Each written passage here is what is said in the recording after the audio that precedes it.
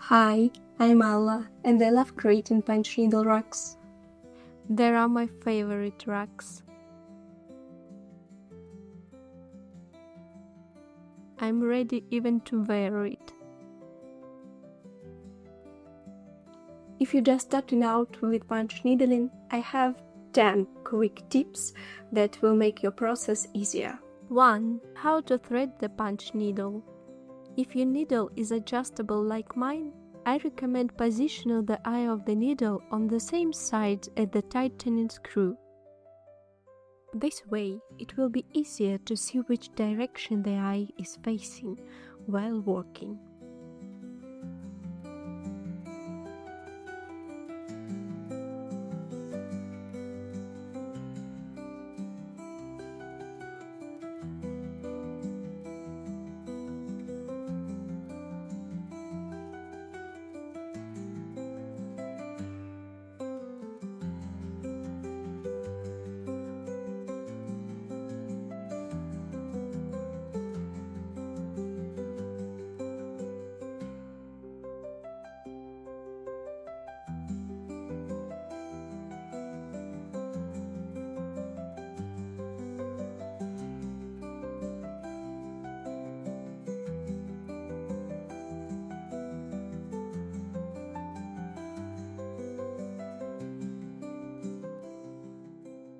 Two. How to hold the needle. Hold the needle perpendicular to the fabric and punch straight down. Most importantly, always keep the open eye of the needle facing forward. If your design has curves, turn the needle smoothly along the path of your drawing. And one more important thing, make sure your yarn is laying freely and isn't stretched too tight. 3. Choosing the right stitch length. The stitch length depends on your needle size and yarn thickness. Everything in punch needling is interconnected, so I highly recommend checking out my video about fabric choices for a better understanding. For this project, I'm using about a 3mm stitch length. 4. The best stitching order for clean designs. To make your design crisp and clean, start by outlining the shape first, and then fill in the inside.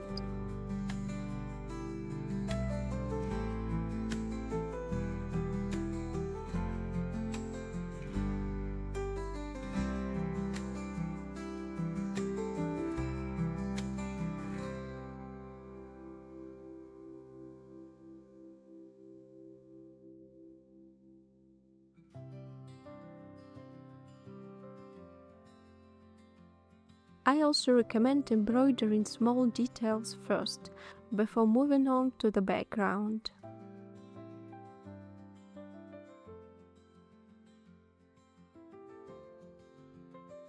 Five. How to fix loops that got tangled. Of course, loops won't always be perfect right away, but don't worry, it's super easy to untangle them.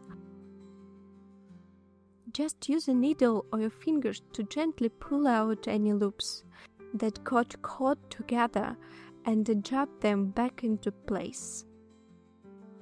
This is actually one of my favorite parts of the process. And you know what else I love? Likes and subscriptions. 6.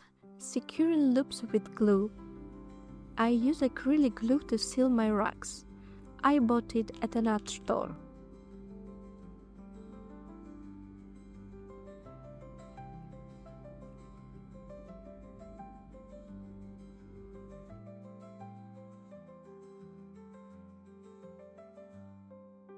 But this step is optional.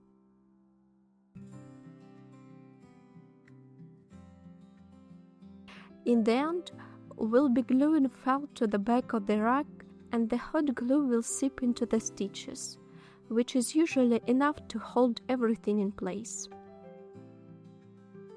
7. Finger protectors for hot glue, a game changer. Speaking of hot glue, I used to burn my fingers all the time. Then someone recommended these finger protectors. and they've been a total lifesaver.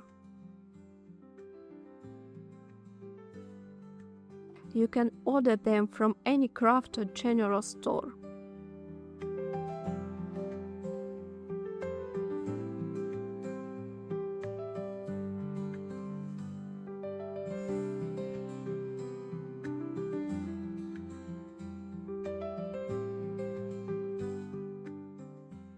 Eight. Cutting the edges for easy gluing. Before gluing the fabric edges, I cut them based on the design. The more curves your design has, the more cuts you should make to keep the edges smooth.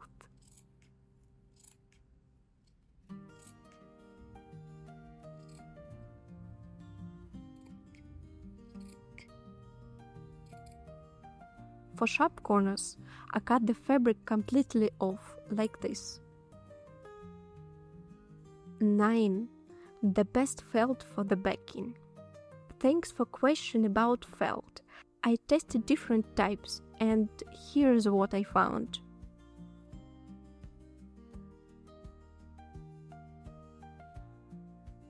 The thickest felt is not very practical.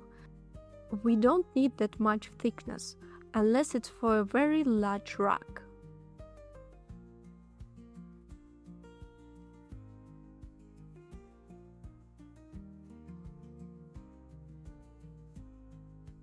The next one is better.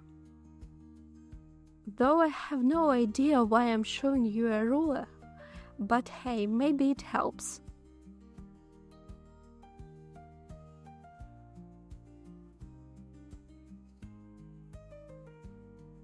These two are my favorites.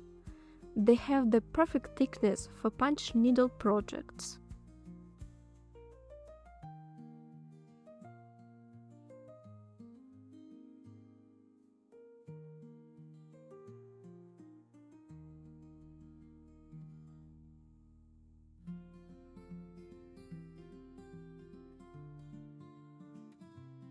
The last two are too thin. They are see-through and don't cover the yarn properly. I bought them when I first started, but I quickly realized that they weren't tense enough. I even had to double layer the felt on one of my rugs.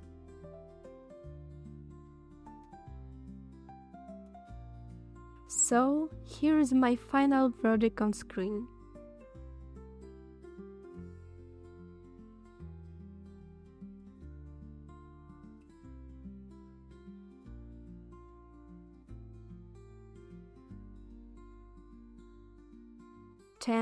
How to stretch fabric on a frame. Now for the hardest part. If you are like me and want to punch needle on a large frame, which I talk about on this video, here is how to stretch fabric properly. Make sure the fabric fibers are parallel to the edges on the frame. First, I secure 3 staples along one side, slightly straighten the fabric lengthwise to avoid weakness. Then, I rotate the frame 180 degrees and staple the opposite side, pulling the fabric tight and securing it with 3 more staples.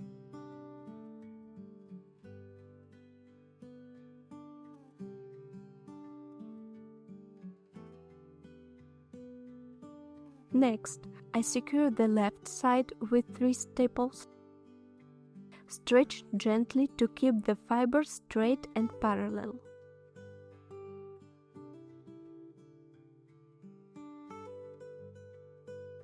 Then, I secure the opposite side, this time pulling the fabric as tight as possible.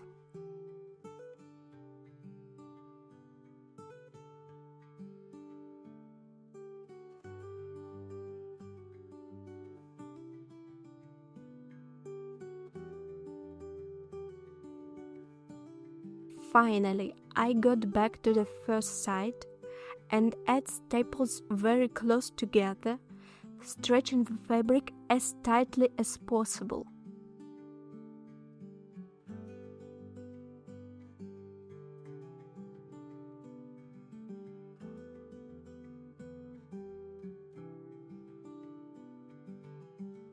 Repeat this for the opposite side.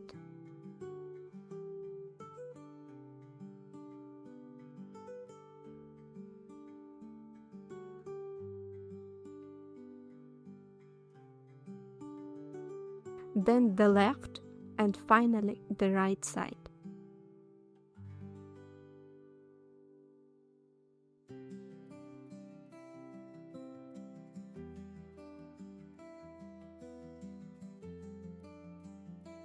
Done. Easy peasy.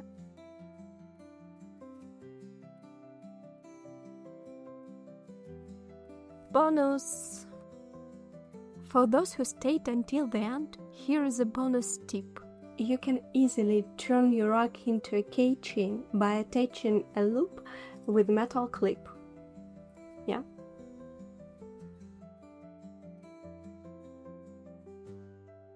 You can buy ribbons and metal clips from any craft store to make a keychain.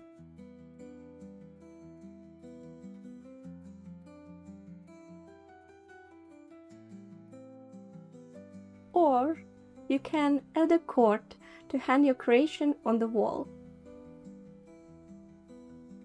I crocheted this one myself.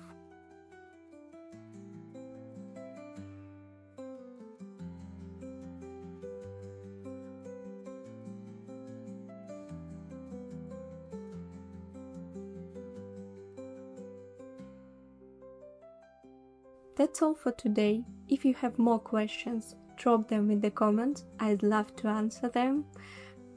See you next time. Bye.